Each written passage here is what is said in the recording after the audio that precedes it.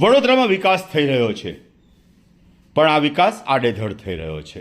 કારણ કે રહેણાંક વિસ્તારની સોસાયટી કે જ્યાં મેઇન રોડ હવે ધમધમતા થયા છે, ત્યાં જગ્યાનું દબાણ કરી હોસ્પિટલો, ફરસાણની દુકાનો, કાર ધોવાની દુકાનો બની રહી છે અને જેને કારણે સ્થાનિકોને 100% મુશ્કેલી પડી રહી છે. પરંતુ સ્થાનિક રહીશો બોલી શકતા નથી, કારણ કે તેમને ખબર છે કે તેમનું કંઈ ચાલવાનું નથી. કારણ આ સહુ કોઈ એક યા બીજી રીતે રાજકીય પરિબળ અને રાજકીય પીઠબળ ધરાવે છે.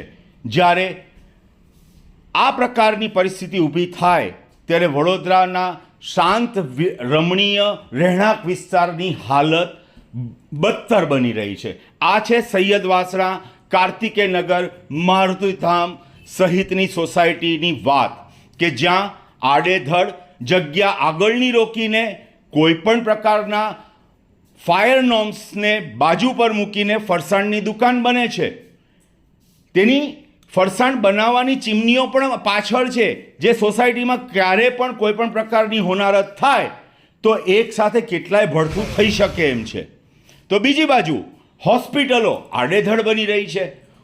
800 સ્ક્વેર ફૂટથી માંડીને 1000 સ્ક્વેર ફૂટમાં તો હોસ્પિટલ ઊભી કરવાની વાત કરે છે. ક્યાં ગયા કોર્પોરેશનના એમ નોર્મ્સ કે જેમાં પાર્કિંગની જરૂરિયાત છે, જેમાં તમારે ફાયર સેફટીની જરૂરિયાત છે, જેમાં જૈવિક કચરાના નિકાલ માટે યોગ્ય પદ્ધતિની જરૂરિયાત અને નિયમો છે.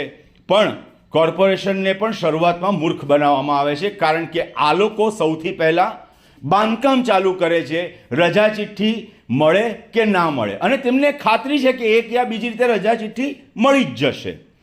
માટે આવા લોકોની સામે સ્થાનિક રહીશોમાં ખૂબ જ આક્રોશ છે. પણ સ્થાનિક રહીશો ચૂપ બેઠા છે, કારણ કે તેમની પાસે કોઈ એવું માધ્યમ નથી જેના થકી તેઓ પોતાનો વિરોધ વ્યક્ત કરી શકે. અને વિરોધ વ્યક્ત કરીને ઉપરના લેવલ સુધી આ વિરોધ પહોંચાડવો અત્યંત જરૂરી છે. ઇલેક્શન્સ તો પતી ગયા છે, એટલે કદાચ નેતાઓને પડી નહીં હોય, પરંતુ પત્રકાર અને મીડિયા કે જે ચોથી જાગીર છે તેઓ આ કામ 100% ઉપાડી રહ્યા છે. અને એટલું જ નહીં, પણ સ્થાનિક રહીશોના કોઈ પણ પ્રશ્ન છે તો તે દર્શાવવા માટે હવે મીડિયા પણ મેદાને આવી ગયું છે. આપ જે અત્યારે જોઈ રહ્યા છો દ્રશ્યો, તે હોસ્પિટલના દ્રશ્યો છે. આટલામાં હોસ્પિટલ બની રહી છે. સામાન્ય બાળકને પણ પૂછવામાં આવે તો એ કહી શકે કે આટલા જગ્યામાં હોસ્પિટલના ઘર જ બને. પરંતુ સાહેબ, અહીંયા તો ઓપરેશન થિયેટર, 10 પથારી અને આયુષ્યમાન કાર્ડ હેઠળ લોકોની સારવાર થઈ શકે અને પૈસા કમાવી શકાય, એટલા માટે 800 સ્ક્વેર ફૂટમાં 10 પથારીની હોસ્પિટલ બને છે. અને આસપાસના રહીશોના શાંતિ અને તેમની સુખાકારીની તો પથારી ફેરવવામાં આવી રહી છે.